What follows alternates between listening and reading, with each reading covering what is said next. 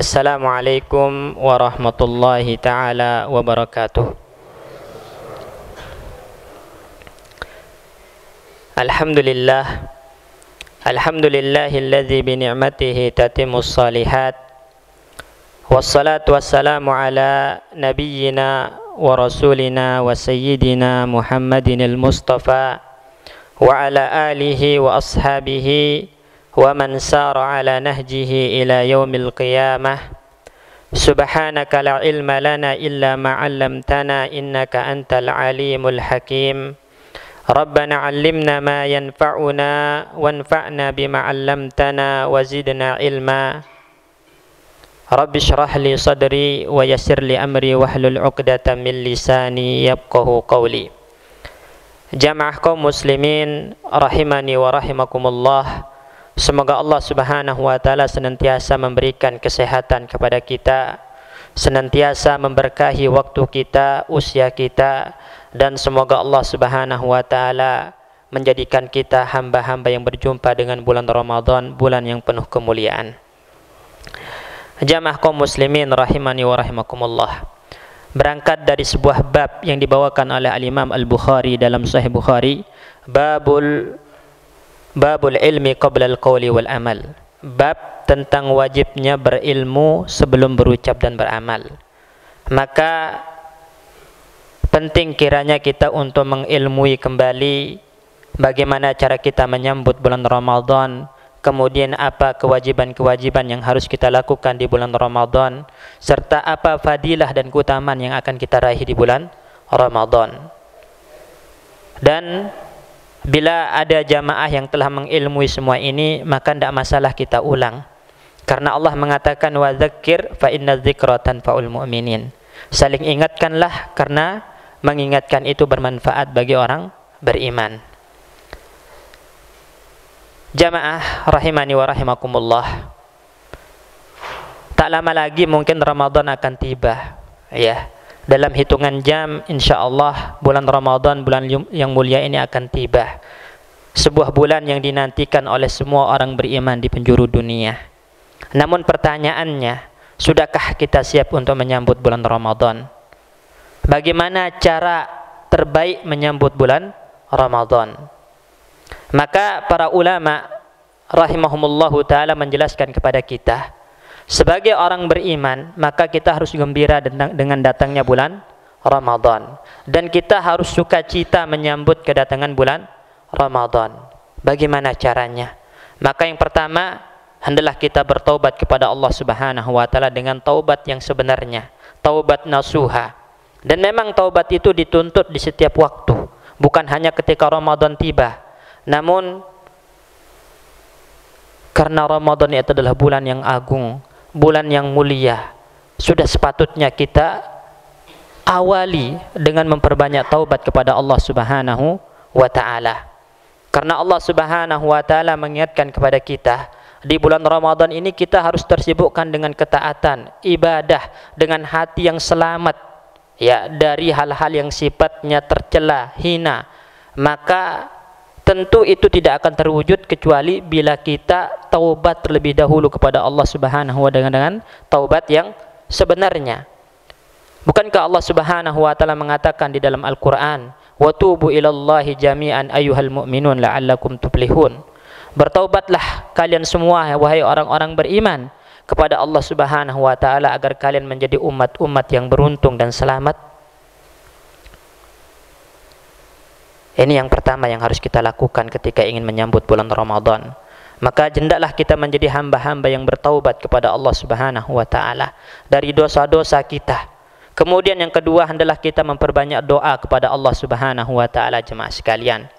Karena sesungguhnya kalau kita berkaca kepada para salaf ridwanullah alaihim ajmain, mereka 6 bulan sebelum tiba Ramadan telah berdoa dan memohon kepada Allah Subhanahu wa ta'ala dengan penuh harap agar Allah berikan kesempatan kepada mereka untuk berjumpa dengan bulan Ramadan. Kemudian 5 bulan sisanya itu mereka berdoa kepada Allah agar Allah menerima amal ibadah yang dilakukan di bulan Ramadan. Inilah para salaf kita. sahabat, tabi'in, tabi'ut tabi'in, ulama-ulama kita tidak hentinya berdoa kepada Allah Subhanahu wa taala agar Allah memberikan kesempatan kepada mereka untuk berjumpa dengan bulan Ramadan. Karena bulan Ramadan itu bulan yang mulia, bulan yang agung, bulan yang dinantikan orang-orang beriman, maka sudah seharusnya kita rindu untuk berjumpa dengan bulan Ramadan sehingga memohon, banyak-banyak berdoa agar Allah berikan kesempatan kepada kita untuk bersua dengannya. Karena kita nggak tahu ajal itu tibanya kapan. Bisa aja setelah kita keluar dari majelis ini Allah wafatkan kita. Maka oleh karena itu banyak-banyak berdoa agar Allah berikan kesempatan kepada kita untuk berjumpa dengannya. Ya. Kemudian yang ketiga, ketika Ramadan telah mendekat, maka kita harus bergembira, senang, sukacita, karena sesungguhnya itu keutamaan yang Allah berikan kepada kita umat Islam. Bukankah Allah katakan di dalam Al-Quran, "Qul bifadlillahi wa birahmatihi fabizalika falyafrahu wa khairum mimma yajma'un." Katakanlah, hendaklah dengan keutamaan Allah, dengan rahmat Allah, hendaklah dengan hal-hal itu mereka berbahagia, karena sesungguhnya itu lebih baik bagi mereka daripada harta dunia yang mereka kumpulkan, daripada ghanimah dunia yang mereka kumpulkan. Jadi berjumpa dengan Ramadan itu kan keutamaan yang Allah berikan kepada kita. Maka kita harus berbahagia, senang, sukacita menyambutnya. Jangan ada orang yang terbebani, jangan ada orang yang berat, merasa tersulitkan dengan datangnya bulan Ramadan. Itu tidak layak bagi orang-orang beriman. Tapi dia harus bergembira, sukacita, senang dengan datangnya bulan Ramadan. Karena itu anugerah, karunia, keutamaan dan kemuliaan yang Allah berikan kepada kita umat Islam.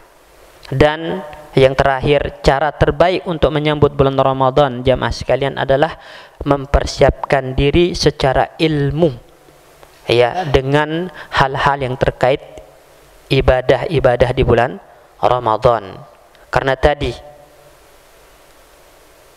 Al-Imam Al-Bukhari mengatakan kepada kita wajib berilmu sebelum berucap dan beramal.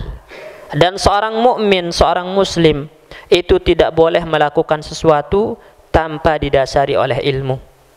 Bukankah Allah Subhanahu wa taala katakan di dalam Al-Qur'an, "Wala taqfu ma laysa laka bihi ilmun, innas sam'a wal basara wal fuada kullun ulaika kana anhu mas'ula."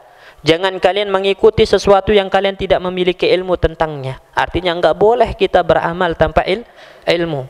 Karena sesungguhnya pendengaran kita, penglihatan kita, akal yang Allah anugerahkan kepada kita, itu akan dimintai pertanggungjawaban untuk apa selama ini kita gunakan. Itu semua alatut tahsil jamaah sekalian. Telinga ini seharusnya kita gunakan untuk mendengarkan ilmu. Mata ini seharusnya kita gunakan untuk belajar tentang Islam, belajar tentang hukum-hukum Allah. Akal yang Allah anugerahkan kepada kita, kita juga gunakan untuk belajar tentang Islam. Kemudian masih kita beramal tanpa ilmu, maka Allah akan mintai pertanggungjawaban untuk apa nikmat-nikmat tadi. Nikmat mata untuk apa, nikmat telinga untuk apa, nikmat akal untuk apa. Kullun ulaika kana anhu mas'ula. Semuanya Allah akan mintai pertanggungjawabannya kepada kita. Maka berdasarkan ini penting kita mengilmui pertama keutamaan bulan Ramadan, kemudian apa ibadah-ibadah yang harus kita jalankan di bulan Ramadan, dan apa fadilah-fadilah yang akan kita dapatkan di bulan Ramadan. Baik.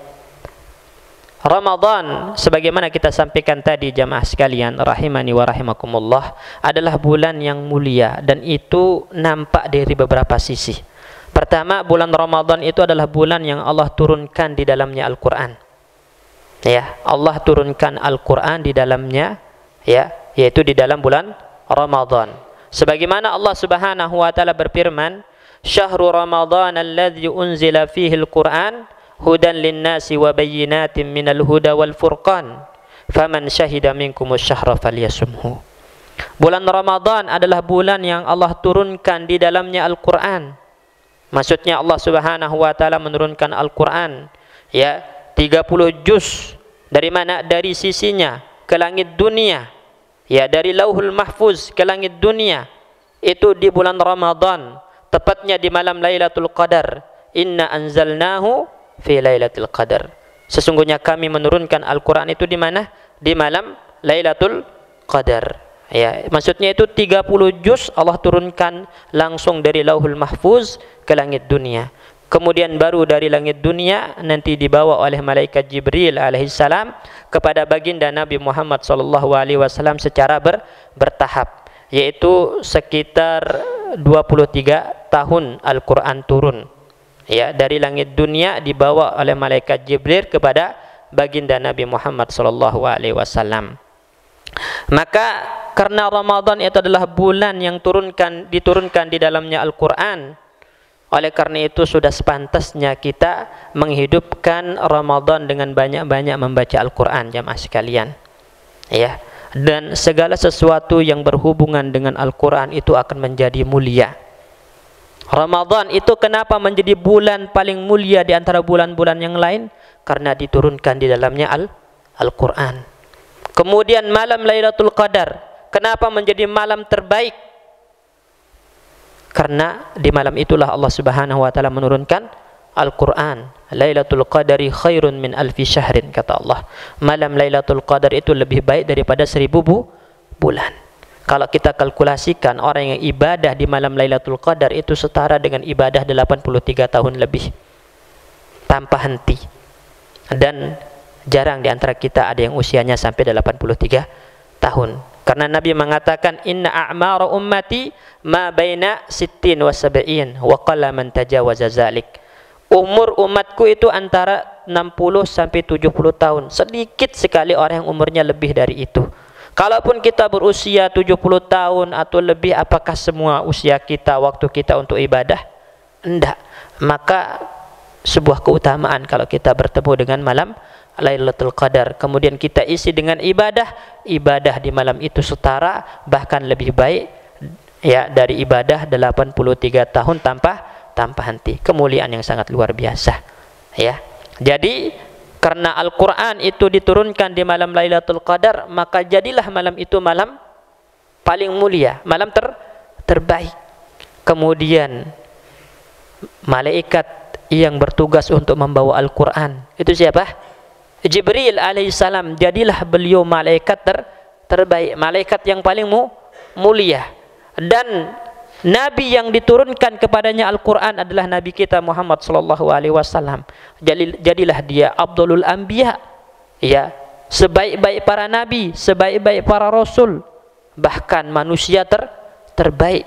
Dan umat ini yang Allah turunkan kepada mereka Al-Qur'an menjadi umat terbaik. Maka setiap yang bersinggungan dengan Al-Qur'an, yang berinteraksi langsung dengan Al-Qur'an, dekat dengan Al-Qur'an, akan menjadi orang-orang yang terbaik, orang-orang yang mulia di sisi Allah Subhanahu wa taala.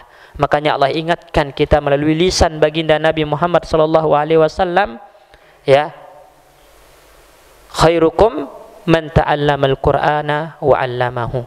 Sebaik-baik orang di antara kalian adalah yang belajar Al-Qur'an dan mengajarkannya. Termasuk yang membaca Al-Qur'an itu akan menjadi orang-orang terbaik, ya, bahkan menjadi keluarga Allah Subhanahu wa taala, hamba-hamba pilihan Allah Subhanahu wa taala. Oleh karena itu jamaah sekalian rahimani wa rahimakumullah, ketika Ramadan itu adalah merupakan bulan yang di dalamnya Allah turunkan Al-Qur'an, maka hendaklah kita hidupkan siang hari maupun malam hari Ramadan kita, waktu-waktu kita di bulan Ramadan dengan berbanyak membaca Al-Qur'anul Karim, ya. Kemudian yang kedua, Ramadan itu menjadi bulan yang mulia, bulan yang utama, sebab pada bulan itu Allah Subhanahu wa taala buka lembar pintu surga. Kemudian juga Allah tutup rapat pintu neraka, dan Allah Subhanahu wa taala belenggu para pembesar-pembesar syaitan. Sebagaimana dalam hadis yang diriwayatkan oleh Imam Tirmizi, Ibnu Majah, baginda Nabi Muhammad sallallahu alaihi wasallam bersabda, "Idza kana awwala lailatin min Ramadan, sufidatis syayatin wa maradatil jin wa futihat abwabul jannati, falam yughlaq minha babun wa ghuliqat abwabun nar falam yuftah minha babun." Apabila malam pertama dari bulan Ramadan telah tiba, maka Allah Subhanahu wa taala membelenggu pembesar-pembesar syaitan dan jin-jin yang menentang, ya, yang suka mengganggu, yang suka ya membisikkan hal-hal buruk kepada manusia, Allah belenggu semua itu. Ya, kemudian Allah tutup rapat ya pintu neraka dan tidak akan dibuka di bulan Ramadan. Satu pintu pun tidak akan dibuka oleh Allah Subhanahu wa taala. Sebaliknya Allah buka pintu-pintu surga dan tidak ada satupun yang ditutup oleh Allah Subhanahu wa taala. Kemudian yunadi munadin, ada malaikat-malaikat Allah yang akan menyeru, ya baghiyal khairi aqbil, wahai orang-orang yang mendambakan kebaikan, wahai orang-orang yang mendambakan surga Allah, mendapatkan rahmat-rahmat Allah, kemari hidupkan malam-malam Ramadan dengan ketaatan, hidupkan siang hari Ramadan dengan ibadah, dengan saum kepada Allah Subhanahu wa taala. Tapi sebaliknya, ya baghiyas syarri aqsir, katanya, wahai orang-orang yang mendambakan keburukan, tahan diri kalian. Jangan sampai melakukan kemaksiatan di bulan Ramadan. Jangan sampai mengotori kehormatan bulan Ramadan. Karena sesungguhnya Ramadan itu bulan mulia, bulan yang diagungkan oleh Allah, maka wajib kita muliakan, wajib kita agungkan. Ya. Oleh karena itu ada dalam kitab-kitab fikih itu pembahasan wajibnya menahan diri dari makan dan minum karena keagungan bulan Ramadan, walaupun dia sendiri tidak berpuasa pada saat itu. Contohnya, wanita haid. Wanita haid yang suci di siang hari bulan Ramadan itu dalam mazhab Hambali diwajibkan untuk menahan diri dari makan dan minum untuk menjaga keagungan Ramadan. Dalam mazhab Imam Syafi'i disunahkan, dianjurkan, artinya diperintahkan untuk menahan diri dari makan dan minum dan pembatal-pembatal puasa lainnya sebagai bentuk pengagungan dan penguliaan kepada bulan Ramadan. Artinya bulan Ramadan itu bulan mulia yang harus kita jaga kehormatannya. Maka tidak layak kita nodai dengan kemaksiatan dan kudurhakaan kepada Allah Subhanahu wa taala. Oleh karena itu Nabi mengatakan, ya, menceritakan kepada kita tentang seruan malaikat tadi, ya baghiyas syarri aqsir, wahai orang-orang yang mendambakan keburukan, tahan diri kalian, kurangi maksiat di bulan Ramadan. Jangan sampai kita termasuk orang yang didoakan oleh malaikat Jibril alaihissalam. Karena dalam sebuah hadis Nabi SAW pernah naik mimbar, di tangga pertama mengatakan amin, ya Allah kabulkanlah. Di tangga kedua mengatakan amin, ya Allah kabulkanlah. Di tangga ketiga juga mengatakan amin, ya Allah kabulkanlah. Para sahabat yang mendengar Nabi mengucapkan amin ini bertanya-tanya, kenapa Rasulullah SAW kok mengucapkan amin sampai 3 kali? Lalu Nabi mengabarkan kepada para sahabat bahwasannya inna Jibril atani, sesungguhnya Jibril datang kepadaku tadi dan mengatakan, man adraka ramadhana summan salakha minhu, barang siapa yang berjumpa dengan bulan Ramadan kemudian Ramadan usai, walam yughfar lahu, dosa-dosanya tidak diampuni oleh Allah. Padahal bulan Ramadan bulan ampunan, pintu-pintu surga dibuka lebar, nggak ada yang ditutup. Pintu-pintu neraka ditutup rapat, nggak ada yang dibuka, tapi kok dosanya gak diampuni oleh Allah? Karena tadi, ya, Ramadan tidak dimuliakan, Ramadan tidak diagungkan, Ramadan tidak dimanfaatkan untuk meraih ampunan Allah Subhanahu wa taala. Ya. Makanya di awal itu udah ada yang menyeru, ya baghiyas syarri aqsir, wahai orang-orang yang mendambakan keburukan, kurangi, hindari maksiat di bulan Ramadan. Karena orang yang tidak diampuni dosanya di bulan Ramadan didoakan oleh malaikat Jibril, fadakhalan nar fa'ab'adahu Allah, qul amin. Faqultu amin, kata Nabi. Semoga Allah masukkan neraka jahanam, semoga Allah jauhkan dari rahmatnya. Katakan amin wahai Muhammad. Maka aku pun mengatakan amin, kata Rasulullah SAW. Bayangkan, yang berdoa itu adalah malaikat yang paling mulia, Jibril alaihissalam. Kemudian yang mengaminkan adalah Rasul terbaik, yaitu baginda Nabi Muhammad SAW. Maka jangan sampai kita termasuk dalam orang yang didoakan ini. Ya, rugi kita berjumpa dengan bulan Ramadan tapi Allah tidak mengabulkan doa kita atau tidak mengampuni dosa-dosa kita. Nah, baik. Setelah kita mengetahui betapa mulia dan agungnya bulan Ramadan, jamaah sekalian, apa aja kewajiban yang harus kita lakukan di bulan Ramadan? Apa tugas-tugas mulia yang harus kita emban di bulan Ramadan? Tentunya yang pertama adalah puasa. Ya, puasa. Karena puasa ini finalnya adalah sesuatu yang diwajibkan oleh Allah Subhanahu wa taala kepada setiap muslim yang telah balik dan berakal, yang telah mukallaf. Ya, finalnya seperti itu. Kalau kita melihat bagaimana sejarah diwajibkan puasa Ramadan, maka kita akan dapatkan puasa itu disyariatkan bertahap. Dulu awal-awal puasa itu disyariatkan cuma 3 hari di setiap bulannya. Kemudian Allah Subhanahu wa taala wajibkan di bulan Ramadan, tapi siapa yang mau puasa silahkan, siapa yang tidak maka bayar fidyah. Oleh karena itu ayat yang dibacakan tadi ketika sholat, wa 'alal ladzina yutiqunahu fafidyatun, ya. Dan orang-orang yang mampu untuk berpuasa di bulan Ramadan tapi dia tidak berpuasa, maka bayar fidyah. Ya, sahabat yang mulia Muaz mengatakan Ramadan fi bidayatil amr, di awal-awal puasa dibebani oleh Allah Subhanahu wa taala, man shoma falyasum. Siapa yang mau puasa silakan puasa. Wa man lam yasum, dan siapa yang tidak puasa falyut'im, memberi makan orang miskin. Jadi bayar fidyah. Awal-awal itu boleh milih. Ya, boleh milih mau puasa atau bayar fidyah untuk orang yang mampu. Tapi finalnya ketika para sahabat telah terbiasa melakukan ibadah yang mulia ini, Allah wajibkan.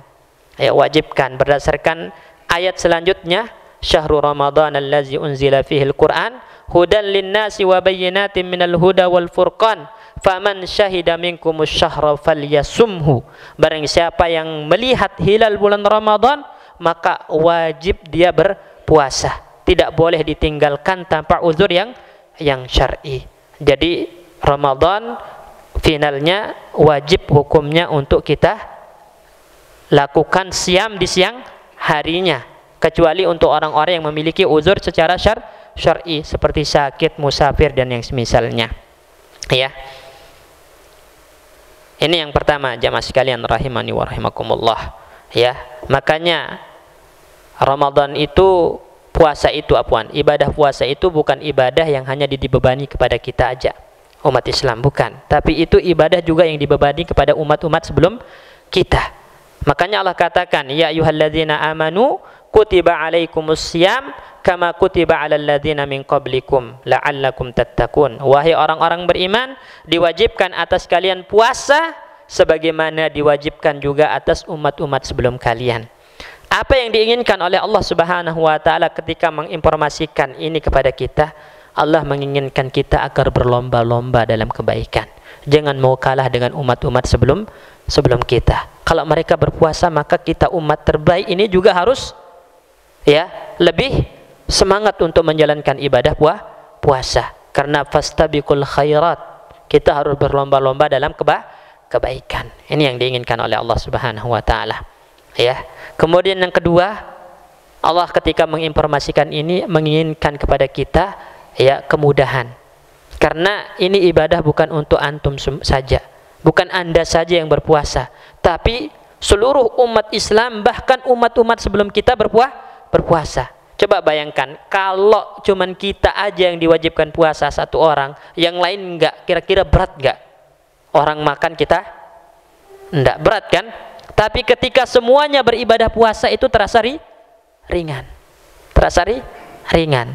Dan antum tahu, jamaah sekalian, dulu awal-awal ketika disyariatkan puasa itu mulai dari habis Isya sampai maghrib. Itu awal-awal. Makanya malam-malamnya itu nggak boleh dekat-dekat sama istri. Dulu awal-awal ketika diwajibkan puasa. Dan Allah Subhanahu wa taala ringankan itu karena Allah melihat berat, nggak sanggup. Ya, makanya Allah katakan uhilla lakum lailatas siyamir rafathu ila nisaikum. Halal bagi kalian untuk mendekati istri-istri kalian di malam hari bulan Ramadan. Karena yang wajib itu finalnya dari terbitnya fajar shadiq sampai terbenamnya matahari. Di malam harinya halal untuk melakukan segala hal yang diharamkan ketika siang hari Ramadan. Jadi Allah ingin memudahkan kita dengan puasa Ramadan. Oleh karena itu ayat tentang puasa itu ditutup dengan apa? Yuridullahu bikumul yusra wala yuridu bikumul usra. Allah menginginkan kepada kalian itu kemudahan, bukan kesulitan. maka jangan ada yang merasa disulitkan dengan ibadah puasa. Jangan. Ya, karena sejatinya itu adalah kemudahan dari Allah Subhanahu wa taala untuk kita semua. Makanya apa tujuannya berpuasa? La'allakum tattaqun, agar kalian menjadi hamba-hamba yang bertakwa. Sultanul Ulama Al-Izz ibnu Abdissalam, ya, dalam kitabnya Maqasidus Shaum mengatakan la'allakum tattaqun, ini maknanya adalah Anda menjadikan antara diri Anda dengan neraka jahanam itu ada tameng yang melindungi. Ya, ada tameng yang melindungi. Yaitu apa? Puasa itu sendiri adalah tameng. Makanya Nabi mengatakan as-saumu junnah. Puasa itu tameng, ya. Jadi karena puasa itu sababun lil maghfirah, sebab turunnya ampunan Allah Subhanahu wa taala untuk dosa-dosa yang menyebabkan seseorang dilemparkan ke dalam neraka jahanam. Jadi ketika kita berpuasa, maka kita telah menjalankan faktor yang mendatangkan ampunan Allah, sehingga kita telah menjadikan antara diri kita dan neraka jahanam itu ada tameng yang melindungi. La'allakum tattaqun, agar kalian terlindungi dari neraka jahanam dengan ibadah puasa yang mendatangkan ampunan Allah Subhanahu wa taala. Jadi itu motivasi untuk kita supaya betul-betul semangat menjalankan ibadah yang mulia ini, ya. Setelah kita mengetahui puasa itu adalah ibadah yang wajib, maka apa fadilah, apa keutamaan yang didapatkan oleh orang-orang yang beribadah puasa? Ya. Pertama, ibadah puasa itu akan mengangkat derajat kita setinggi-tingginya, jemaah sekalian. Ya. Bukankah dalam hadis Nabi sallallahu alaihi wasallam mengatakan, "Inna fil jannati baban yuqalu lahu ar-rayyan." Di surga itu ada sebuah pintu yang dinamakan dengan pintu ar-rayyan. Yadkhulu minhu as-shaimun, yang mana pintu ar-rayyan ini menjadi pintu khusus masuknya orang-orang yang berpuasa kelak pada hari kiamat. Selain orang berpuasa tidak boleh masuk lewat pintu ini. Artinya Allah memberikan keistimewaan khusus kepada orang-orang yang berpuasa. Menunjukkan ibadah puasa itu adalah ibadah yang istimewa. Orang yang menjalankannya Allah angkat derajatnya. Allah jadikan dia hamba-hamba istimewa, hamba-hamba yang mulia, sampai-sampai Allah menyediakan pintu khusus untuk masuk ke dalam surga. Tidak ada ibadah-ibadah yang lain yang diperlakukan seperti itu oleh Allah kecuali puasa. Diberikan pintu khusus untuk orang-orang yang berpuasa, darinya mereka akan masuk ke dalam surga Allah Subhanahu wa taala yang dikenal dengan babu ar-rayyan, tadi pintu ar-rayyan. Apabila orang terakhir yang puasa itu telah masuk lewat pintu ini, maka ditutup oleh Allah dan tidak dibuka lagi. Ya, tidak ada orang yang masuk lagi lewat pintu tersebut, karena itu pintu khusus untuk orang-orang yang berpuasa. Jadi hadis ini menunjukkan kepada kita kenapa orang-orang berpuasa ini menjadi orang-orang istimewa, orang-orang yang derajatnya tinggi, mulia di sisi Allah, karena ibadah mereka adalah ibadah yang mulia, ibadah yang agung, yaitu puasa, yaitu ibadah puasa. Ya. Jadi puasa akan mengangkat derajat kita, ya, di sisi Allah Subhanahu wa taala. Kemudian juga puasa, fadilah yang kedua yang dapat kita raih dengan ibadah puasa ini adalah Allah Subhanahu wa taala akan menggugurkan dosa-dosa kita. Allah akan gugurkan dosa-dosa kita, dan kita ini manusia yang penuh dengan dosa. Siapa sih yang enggak berdosa? Kita ini bukan orang yang maksum, ya. Maka sebuah nikmat ketika Allah berikan kesempatan kepada kita berjumpa dengan bulan Ramadan, karena disitulah Allah Subhanahu wa taala ingin menggugurkan dosa-dosa kita. Dalam hadis disebutkan, Ramadhanu ila Ramadan kafaratun lima bainahuma majtunibatil kabair. Dari Ramadan ke Ramadan berikutnya itu sebagai penggugur dosa bagi orang-orang beriman selama mereka meninggalkan dosa-dosa besar. Karena dosa-dosa besar itu hanya bisa digugurkan dengan taubat, istighfar. Tapi dosa-dosa kecil yang kita lakukan itu Allah gugurkan dengan Ramadan dan ibadah puasa yang ada di bulan tersebut. Makanya Nabi sallallahu alaihi wasallam dalam hadis yang lain mengatakan, "Man shama Ramadhana imanan wa ihtisaban, ghufira lahu ma taqaddama min dzambih." Barang siapa yang berpuasa Ramadan atas dasar iman. Maksudnya di sini kata Sultanul Ulama Izz ibn Abdissalam, imanan biwujubihi. Barang siapa yang berpuasa di bulan Ramadan atas dasar mengimani kewajiban puasa Ramadan. Jadi dia harus beriman kalau puasa Ramadan itu hukumnya wajib. Karena ada orang yang menyangka dirinya nggak wajib puasa, ya kan? Ada beberapa orang yang merasa puasa itu nggak wajib bagi dirinya. Maka orang yang mengingkari wajibnya puasa Ramadan itu dengan kesepakatan para ulama keluar dari Islam. Berbeda ceritanya kalau dia nggak puasa tapi masih yakin Ramadan wajib berpuasa, cuman dia nggak berpuasa karena dia durhaka, karena dia fasik, karena dia fajir. Itu para ulama mengatakan dia hanya terjatuh dalam dosa besar. Dosa besar. Tapi kalau sampai mengingkari wajibnya puasa, ada ijma, ada konsensus para ulama mengatakan orang ini telah keluar dari Islam. Ya. Jadi ketika kita berpuasa Ramadan, kita harus dasari dengan iman tentang ini ibadah yang wajib harus kita lakukan, ini perintah Allah Subhanahu wa taala yang tidak boleh kita langgar. Wahtisaban, kemudian juga dalam ibadah puasa nanti kita harus selalu mengharapkan pahala Allah dari ibadah tersebut. Maka ghufira lahu ma taqaddama min dzambih, kata Nabi, Allah gugurkan dosa-dosa yang telah berlalu. Lihat. Ya, jadi dia akan menjadi penggugur dosa-dosa kita. Sebuah keutamaan yang sangat luar biasa. Kemudian juga yang ketiga, jemaah sekalian, puasa di bulan Ramadan itu dapat menekan syahwat maksiat kita. Dapat menekan syahwat maksiat kita. Makanya Nabi sallallahu alaihi wasallam dalam hadis ingatkan kepada para pemuda, ya ma'syar syabab, kata Nabi, wahai para pemuda, man istata'a minkumul ba'ah falyatazawwaj. Barang siapa yang mampu untuk menikah, menikahlah, kata Nabi. Fa innahu aghaddu lil basar wa ahsanu lil farji. Karena menikah itu lebih menundukkan pandangan dan menjaga kemaluan dari berzina, dari dosa besar. Faman lam yastati, barang siapa yang enggak mampu, fa alaihi bisawm, maka hendaklah dia berpuasa. Fa innalahu wija, karena puasa itu dapat menekan syahwat maksiat tadi. Ya. Jadi dengan berpuasa itu bisa membuat kita menahan diri dari kemaksiatan kepada Allah Subhanahu wa taala. Berbeda kalau orang yang enggak berpuasa, ya biasanya perut yang kenyang itu lebih mendorong orang untuk melakukan kedurhakaan dan kemaksiatan.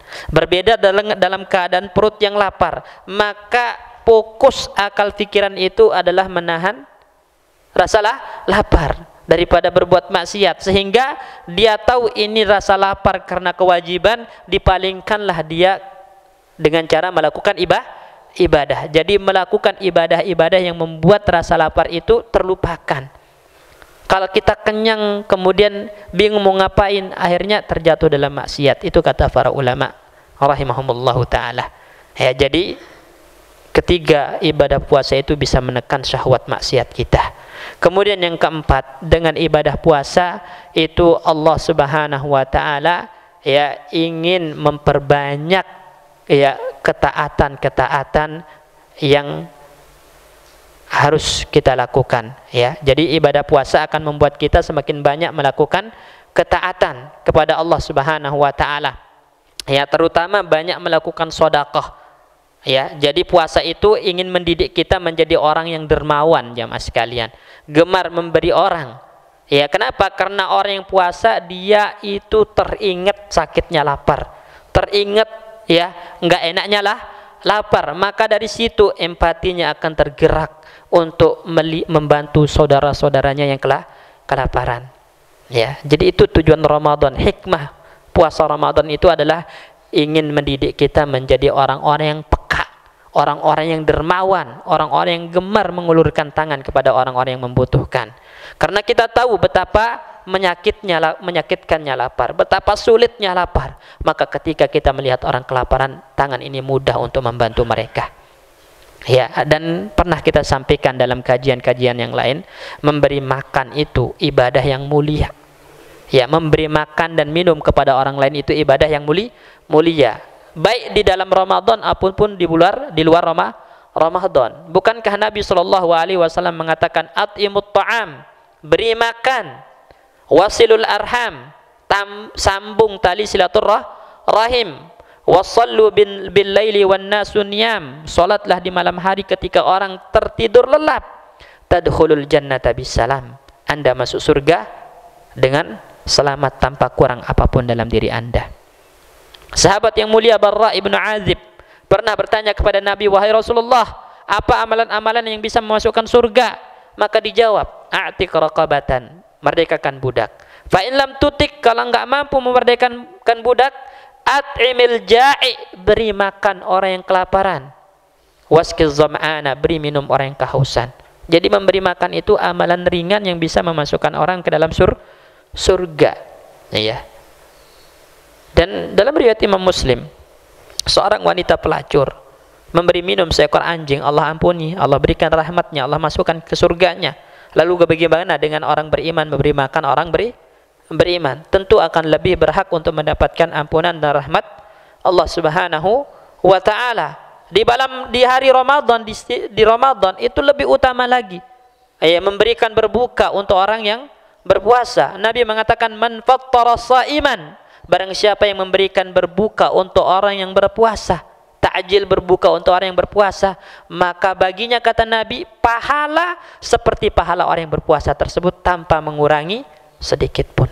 Masya Allah.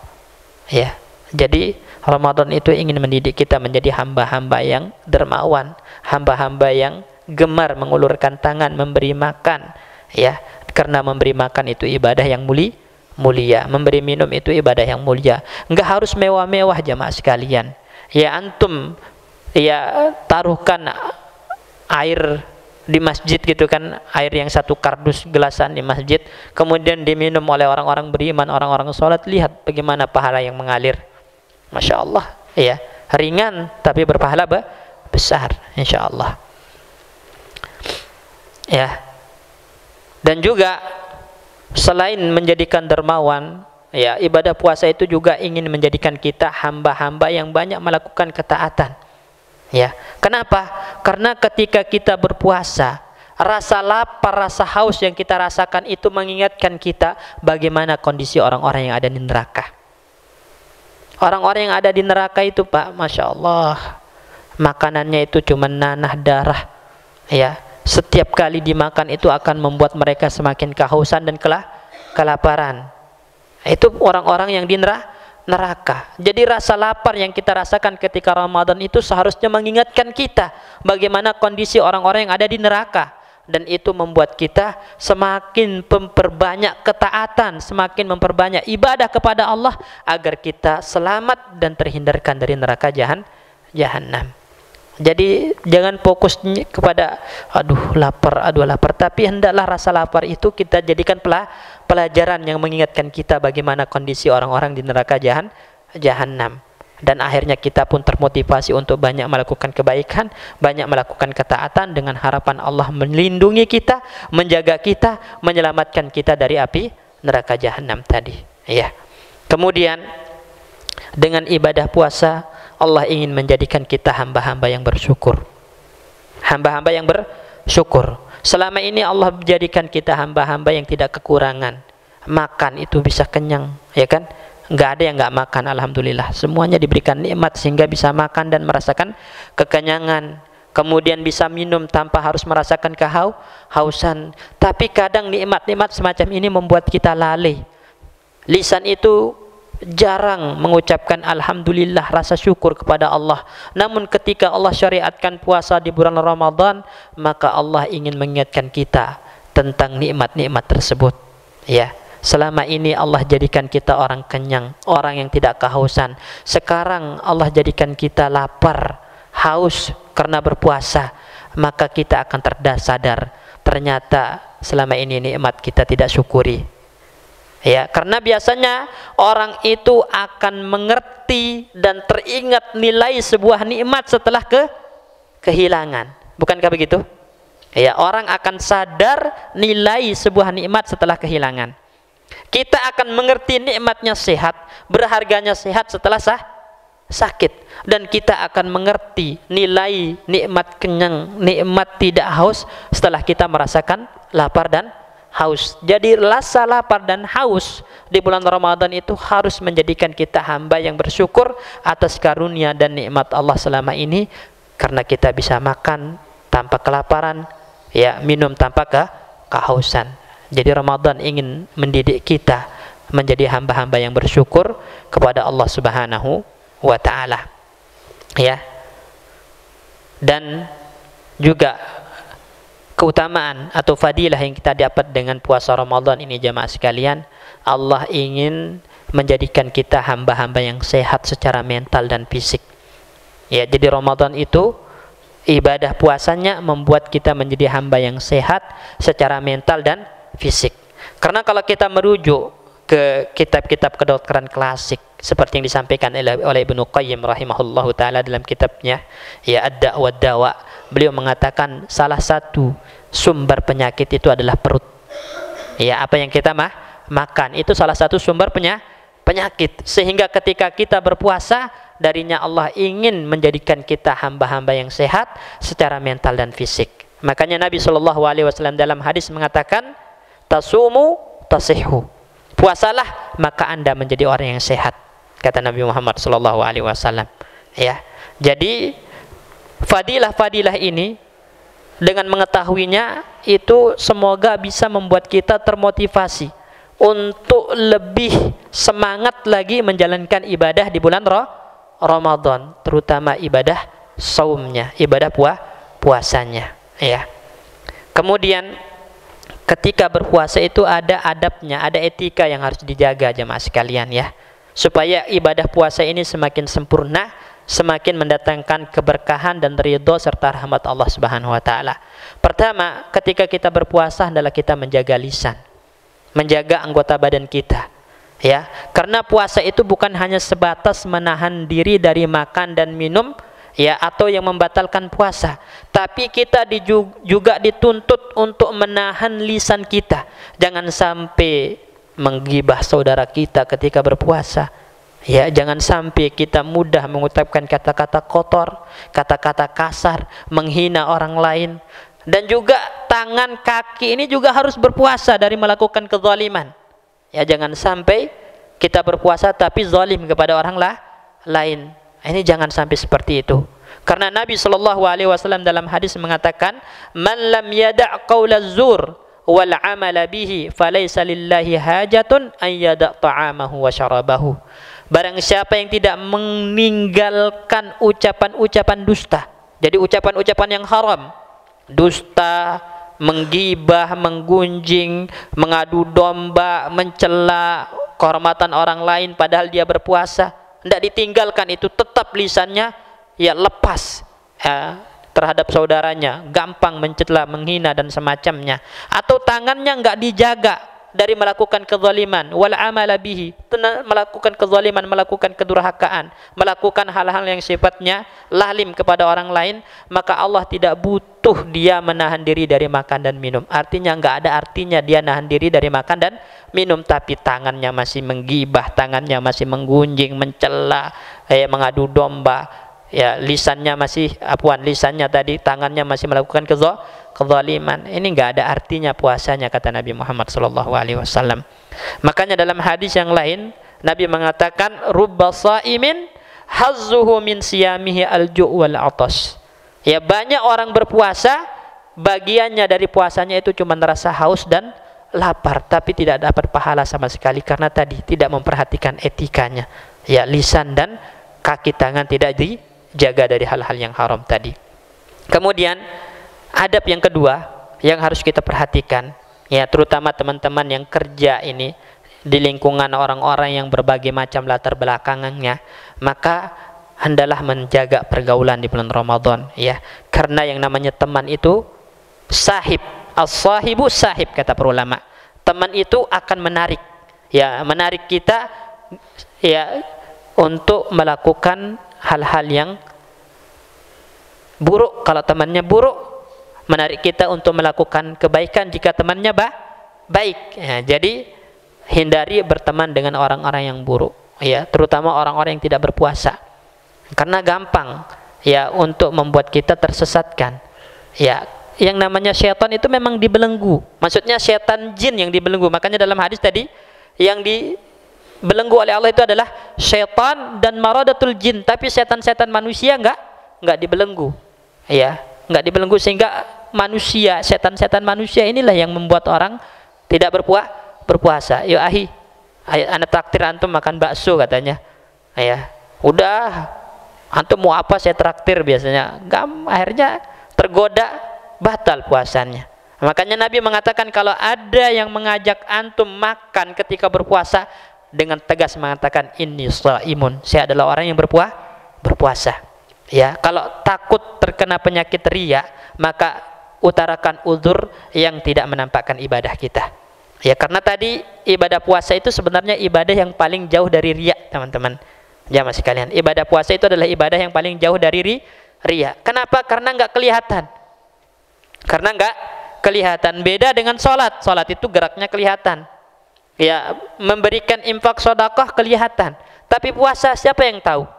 Enggak ada kecuali Allah dan Anda. Ya, Anda. Ada orang yang menampakkan puasanya bisa jadi masuk pintu makan, gitu kan? Ya, makan. Makanya ibadah puasa itu ya paling jauh dari riya. Oleh karena itu Allah Subhanahu wa taala dalam hadis qudsi mengatakan as-shaimu li wa ana ajzi bihi. Puasa itu memang untukku karena tadi enggak ada unsur-unsur riyanya, dan saya yang akan membalasnya langsung, kata Allah Subhanahu wa taala, menunjukkan pahala ibadah puasa itu tidak terhingga. Ya, berlipat-lipat ganda dan tidak terhingga. Ini. Jadi usahakan menghindari teman-teman yang buruk ketika berpuasa. Kemudian adab selanjutnya ketika berpuasa nanti, jamaah sekalian, hendaklah kita komitmen untuk membaca doa dan zikir-zikir tertentu dalam ibadah puasa kita. Misalnya ketika berbuka, jangan lupa untuk baca doa. Ya, apa doanya? Zahabal dhama wabtallatil uruq wa thabatal ajr insyaallah. Atau boleh juga antum baca apa? Allahumma laka sumtu wa ala rizqika aftartu. Itu boleh. Jadi dua-duanya antum baca yang manapun boleh, sah-sah saja. Dan itu disebutkan oleh para ulama-ulama kita dalam kitab-kitab fikih mereka. Jadi yang mau milih pakai zahabal dhama silakan, yang mau milih pakai Allahumma laka sumtu enggak masalah. Ya, enggak masalah. Kemudian nanti etika selanjutnya ketika berpuasa itu, kalau berbuka hendaklah dengan menggunakan yang sesederhana mungkin. Ya, sesederhana mungkin sebagai bentuk mengambil tauladan dari baginda Nabi Muhammad SAW. Nabi itu kalau berbuka itu pakai rutab, kalau enggak ada pakai kurma, kalau enggak ada pakai beberapa teguk air, sebagaimana dalam hadis, ya. Karena Nabi sallallahu alaihi wasallam yubtiru qabla an yusalli. Nabi itu berbuka sebelum sholat. Berbuka sebelum sholat maghrib. Ya, ala rutubatin, menggunakan beberapa rutab. Kalau enggak ada beberapa kurma kering, kalau enggak ada hasawatin min ma, beberapa teguk air. Karena catatan pentingnya waktu maghrib itu pendek. Ya, sebagaimana kita jelaskan dalam kitab Ta'zimus Shalah kemarin, ketika malaikat Jibril datang kepada Nabi mengajarkan waktu sholat, 2 hari Jibril turun. Hari pertama itu mengajarkan awal waktu, hari kedua mengajarkan akhir waktu. Pas maghrib datangnya kapan? Sama dengan awal waktu. Ya, datangnya ketika terbenamnya matahari. Esok harinya ketika menjelaskan akhir waktu juga datang ketika terbenam matahari. Makanya para ulama ada yang berpendapat maghrib itu ada waktunya wahidah, satu waktu, enggak ada awal dan akhirnya, satu waktu. Ada pendapat ulama seperti itu, menunjukkan pendeknya waktu maghrib. Kalau kita tersibukkan dengan berbuka makanan ini itu, khawatirnya nanti kebablasan waktu maghrib. Apalagi kalau udah kekenyangan, ya, udah ntar dulu deh sholatnya, ntar dulu, akhirnya diakhirkan. Dan mengakhirkan sholat dari waktunya tanpa uzur yang syar'i, dosa enggak? Dosa besar. Kekenyangan itu uzur syar'i enggak? Enggak. Kekenyangan itu bukan uzur yang syar'i. Makanya tadi berbuka itu sesederhana mungkin supaya bersegera melakukan sholat maghrib. Ini adab etika yang diajarkan oleh Nabi Shallallahu Alaihi Wasallam. Kemudian juga adab dan etika nanti ketika berpuasa, jamaah sekalian rahimani wa rahimakumullah, hendaklah kita menyegerakan berbuka. Segerakan berbuka, jangan ditunda-tunda. Sesibuk apapun pekerjaan antum, jangan nunda-nunda berbuka. Kalau memang sudah terbenam matahari atau sudah masuk waktu maghrib, berbuka secepat mungkin. Karena Nabi mengatakan, la yazalun nasu bi khairin ma'ajjalul fitrah. Orang-orang itu akan senantiasa dalam kebaikan selama mereka menyegerakan berbukanya. Dan ibadah-ibadah umat terdahulu, Yahudi dan Nasrani, itu mengakhirkan berbuka sampai malam. Dan Islam, Rasulullah mengajarkan kepada kita untuk menyelisih perbuatan-perbuatan mereka. Jadi segerakan berbuka dan akhirkan sahur. Akhirkan sahur. Jadi dalam mengakhirkan sahur itu ada 3 pelajaran. Pertama itu, jangan pernah meninggalkan makan sahur. Jangan pernah meninggalkan makan sahur. Karena Nabi mengatakan, tasaharu fa inna fis sahuri barakah. Makan sahurlah, karena sesungguhnya di dalam makan sahur itu ada berkah. Kita cari berkahnya. Ya, walaupun itu dengan seteguk air. Usahakan untuk tetap bangun sahur, karena disitulah berkah. Ya, berkah. Kemudian yang kedua, ketika kita makan sahur itu, di antara berkahnya adalah Allah bersolawat kepada kita, malaikat bersolawat kepada kita. Dalam hadis Abu Sa'id Al-Khudri dengan derajat yang hasan, ya, dihasankan oleh para ulama, ya, disebutkan dalam hadis itu, tasaharu fa inna fis sahuri barakah. Tasaharu fa inna Allah wa malaikatahu yusalluna 'alal mutasahhirin. Makan sahurlah, karena sesungguhnya Allah beserta para malaikat senantiasa bersalawat kepada orang-orang yang makan sahur. Apa makna salawat Allah? Allah puji dan Allah turunkan rahmatnya kepada orang yang makan sahur. Coba bayangkan, antum dipuji gara-gara makan oleh Allah Subhanahu wa taala. Allah limpahkan rahmatnya gara-gara makan sahur. Kemudian para malaikat berselawat. Apa maknanya? Yastaghfiruna lil mutasahhirin. Memohonkan ampun untuk orang yang makan sahur. Rugi enggak kalau enggak makan sahur? Rugi, kehilangan keutamaan-keutamaan ini. Makanya dalam hadis itu, jangan pernah meninggalkan makan sahur walau ayyajra'a ahadukum jur'atama, kata Nabi. Walaupun kalian itu meneguk satu tegukan air, tidak masalah, yang penting jangan tinggalkan. Itu adab. Walaupun memang enggak wajib, tapi rugi, hilang keutamaannya, hilang fadilahnya kalau kita tidaklah lakukan. Kan kadang ada orang yang malas, ya Pak, bangun malas, akhirnya udah kuat saya puasa tanpa sahur. Jangan seperti itu. Usahakan untuk makan sahur. Dan nanti ketika sahur itu usahakan diakhirkan. Usahakan diakhirkan. Jangan di tengah malam, ya, tapi usahakan diakhirkan. Kalau sunnah Nabi itu jaraknya antara makan sahur dengan sholat subuh itu adalah qadra khamsina ayah. Di 50 ayat dibaca secara tertil. Ya, enggak terlalu cepat, enggak terlalu lambat, pertengahan. Ya, 50 ayat. Berarti sekitar 15 atau 20 menitan lah sebelum azan subuh. Itu abdolnya. Abdolnya, tapi boleh sebelumnya, enggak masalah. Kalau kita mengikuti sunnah Nabi, maka diakhirkan makan sahurnya. Ya. Selanjutnya, itu tugas yang pertama tadi puasa, agak panjang pembahasan tentang puasa. Tugas selanjutnya yang harus kita lakukan nanti di Ramadan adalah qiyamul lail. Ya, menghidupkan malam. Menghidupkan malam ini dengan sholat atau dengan tilawatul Quran. Sholat tarawih yang paling utama. Ya, karena Nabi SAW dalam hadis mengatakan, man qama ramadhana imanan wahtisaban ghufira lahu ma taqaddama min dzambih. Barang siapa yang mendirikan sholat di malam hari bulan Ramadan, maksudnya sholat tarawih, atas dasar iman dan mengharapkan pahala dari Allah, Allah gugurkan dosa-dosanya. Ya, Allah gugurkan dosa-dosanya. Apalagi kalau sholat tarawihnya datang ke masjid berjamaah sampai kelar, sampai salam dengan iman, itu pahalanya seperti sholat semalam suntuk. Ya, full seperti ibadah sholat semalaman. Keutamaan yang luar biasa ya. Kemudian juga ini yang penting juga, Ramadan itu hendaklah kita menjadi hamba-hamba yang dermawan tadi ya. Banyak ya membantu, gemar menolong orang, karena Nabi Shallallahu alaihi wasallam itu kana ajwadan nas. Nabi itu adalah orang yang paling dermawan. Di Ramadan maka sangat tambah dermawan Nabi Muhammad Shallallahu alaihi wasallam. Ya, dan kita ambil tauladan dari baginda Nabi Muhammad Shallallahu alaihi wasallam.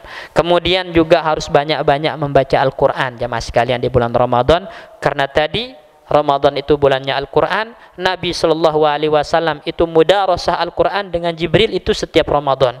Jadi Jibril turun setiap Ramadan itu untuk mudarasah Al-Qur'an dengan Nabi Muhammad Shallallahu alaihi wasallam, membaca Al-Qur'an bersama Nabi Muhammad.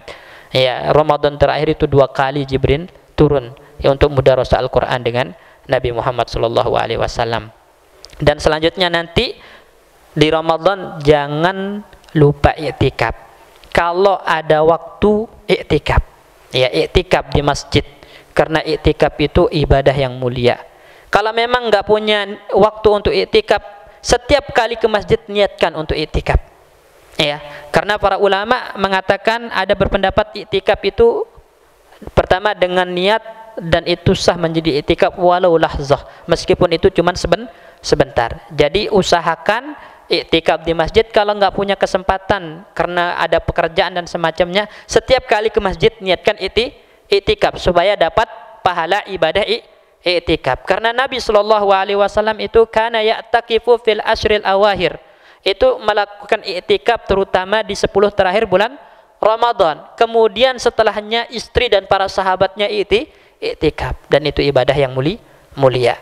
Dan yang terakhir teman-teman sekalian ya, sebagai penutup ini, nanti di bulan Ramadan terutama di malam-malam terakhir itu usahakan untuk mencari malam Lailatul Qadar ya, terutama di malam-malam ganjil di 10 terakhirnya, karena Nabi mengatakan taharru Lailatul Qadari ya fil ashril awahir min Ramadan, ya carilah malam Lailatul Qadar itu di 10 terakhir bulan Ramadan, di malam-malam ganjilnya. Karena tadi ibadah di malam Lailatul Qadar itu ibadah yang setara dengan 1000 bulan. Bahkan lebih baik kalau kita kalkulasikan tadi 83 tahun ibadah tanpa henti. Maka rugi kita kalau enggak mendapatkan malam Lailatul Qadar, karena enggak tahu kita, bisa jadi ini Ramadan terakhir dan Ramadan tahun depan kita tidak berjumpa. Maka gunakan kesempatan yang ada dengan sebaik mungkin ya. Semoga apa yang kita sampaikan ini bermanfaat ya bagi anak pribadi dan jamaah sekalian, sehingga kita termotivasi untuk menyambut bulan Ramadan, kemudian menjalankan ibadah dengan antusias, dengan semangat di bulan Ramadan yang akan datang ini. Barakallahu fikum ya, jazakumullah khairan. Kita tutup dengan doa kafaratul majlis.